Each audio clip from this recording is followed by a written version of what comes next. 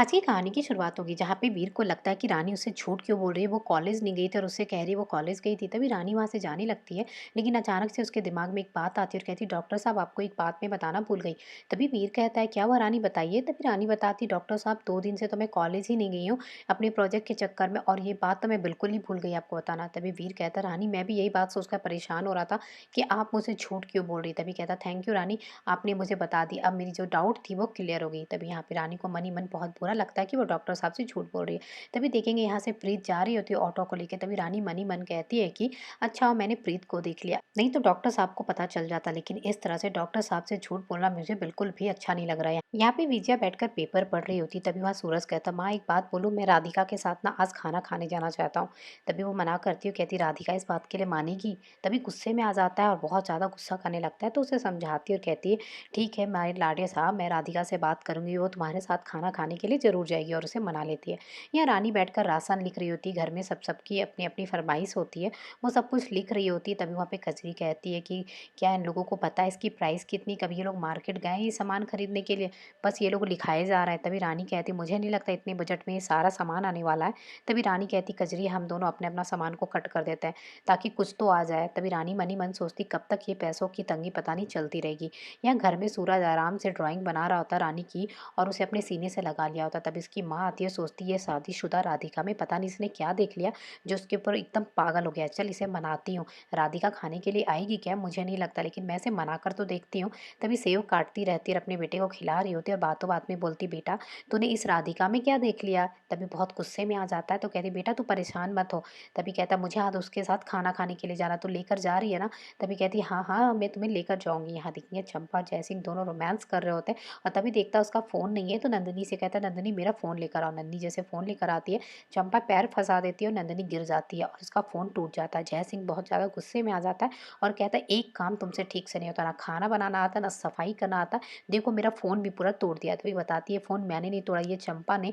तभी कहती चंपा हर बार तुम चंपा की बात करती हो, और वहाँ पे बहुत जोर गुस्सा करता नंदिनी से और उसको जोर से थप्पड़ मार देता। नंदिनी कहती आज आपने मुझे चंपा की वजह से थप्पड़ मारा।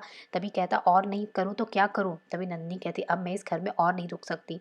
नंदिनी वहाँ से चली जाएगी। तभी यहाँ पे देखेंगे सामने से रानी सा और विक्रम अंदर आ रहे होते हैं। तभी चंपा कहती ये देखिए हुक्म। तभी देखेंगे रानी सा और विक्रम अंदर आ रहे होते हैं। यहाँ देखेंगे रानी ऑटो से जा रही होती, तभी अचानक से उसे एक जमीन दिखाई पड़ती। तभी ऑटो वाला बोलता है ये जमीन जो खाली पड़ा है ना मैडम, वो बस ऐसे ही है, दलाल अपना अपना पैसा निकलवा लेते हैं, ये जमीन कभी बिकती ही नहीं है। तभी कहती अच्छा उस जमीन के पास रोकिए तो। तभी रानी उस जमीन के पास रुकवाती है और जमीन को ध्यान से देख रही होती। तभी वहाँ पे ब्रोकर सोचता है चलो एक और आ गई, लगता है जमीन खरीदने में से इंटरेस्ट है। तभी कहता है मैडम क्या हुआ जमीन खरीदनी है क्या। बोलती चल हट यहाँ से, तुम्हें क्या लगता है मुझे फंसा के पैसा निकालेगा, चल यहाँ से जा। और उसे डांट के वहाँ से भगा देती। तभी मन ही मन सोचती वो कहती इस जमीन के बहाने विजया से पेपर में साइन कराया जा सकता है, लेकिन बात तो गलत है, लेकिन ऐसा करना ही होगा। इस जमीन का लालच देती है विजया को और पेपर में साइन करवा लेती हूँ।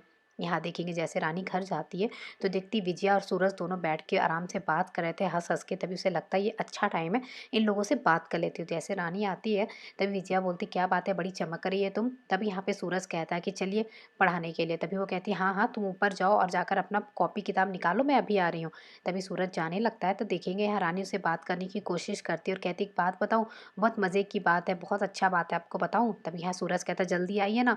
और तभी उसकी माँ कहती है कि जा बेटा तू जल्दी, बाद में हम बातें कर लेंगे। और यहाँ पे रानी बात नहीं कर पाती है क्योंकि सूरज उसे बुला लेता। रानी को बहुत गुस्सा आता है कि इस लड़के के चक्कर में मैंने अपना ज़रूरी बात नहीं कर पाया, चल आज मैं बताती हूँ उसे।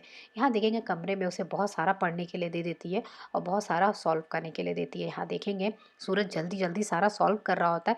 तभी कहती क्या बात है आज तो तुमने एकदम बहुत ही ज़्यादा कर लिया। तभी कहता हाँ हाँ और क्या, इसके लिए एक ट्रीट बनता है ना। तभी कहती क्या ट्रीट। तभी कहता है कि खाना खाने के लिए जाना पड़ेगा आज हमारे साथ। तभी यहाँ पे रानी मना कर रही होती है और वो बहुत ज़्यादा गुस्से में आ गया होता है। तभी इसकी माँ देख लेती है कि वो फिर से बहुत ज़्यादा गुस्सा में आ गया है। तभी आती है विजय आती बोलती है अरे मस्तरनी परेशान मत हो, मैं भी तुम्हारे साथ जा रही हूँ। तभी कहती है कि लेकिन इतनी रात को मैं कैसे जा सकती हूँ।